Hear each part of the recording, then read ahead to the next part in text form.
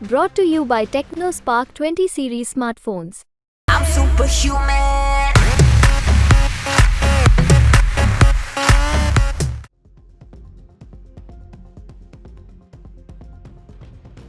कश्मीर के मुद्दे पर अक्सर भारत की खिलाफत करने वाले देश तुर्की ने एक बार फिर भारत विरोधी चाल चली, लेकिन इस बार उसने पाकिस्तान की जगह मालदीव को मोहरा बनाया है, क्योंकि भारत को लेकर मुइज़ू का रुख बेहद सख्त रहा है। और ऐसे में तुर्की की नौसेना का एक युद्धपोत मालदीव पहुंचा है। देखा जाए तो मालदीव में मुइज़ू की सरकार आने के बाद जितना चीन उसके करीब आया है, तुर्की के संबंध भी उससे उतने ही मजबूत हुए। मालदीव के राष्ट्रपति मोहम्मद मुइज़ू ने अपनी पहली विदेश यात्रा तुर्की की थी, और अब जिस तरह से ये खबर आ रही कि तुर्की का सैन्य जहाज माले के पास खड़ा है, भारत के लिए ये एक चिंता का विषय है। मालदीव नेशनल डिफेंस फोर्स ने एक सोशल मीडिया पोस्ट में कहा कि मालदीव पहुंचने वाला जहाज तुर्की का TCG किनालियाडा है।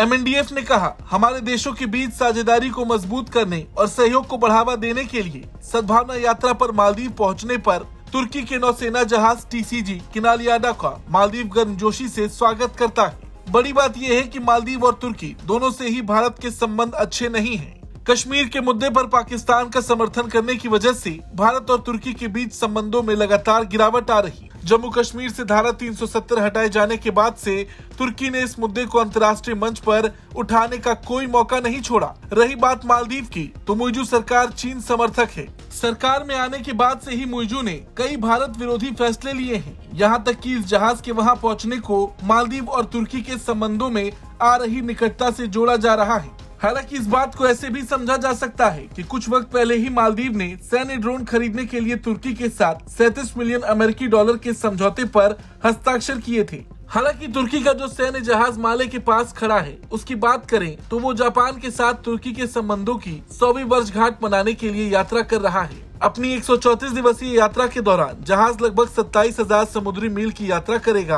और जापान, पाकिस्तान, मालदीव, बांग्लादेश और चीन सहित 20 देशों में कुल 24 बंदरगाहों का दौरा करेगा।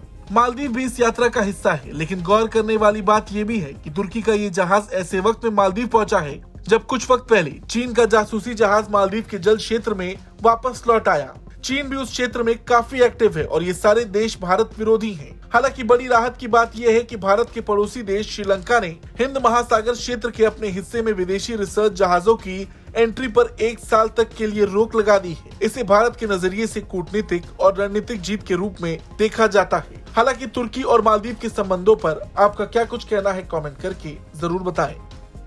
ब्यूरो रिपोर्ट, भारत तक।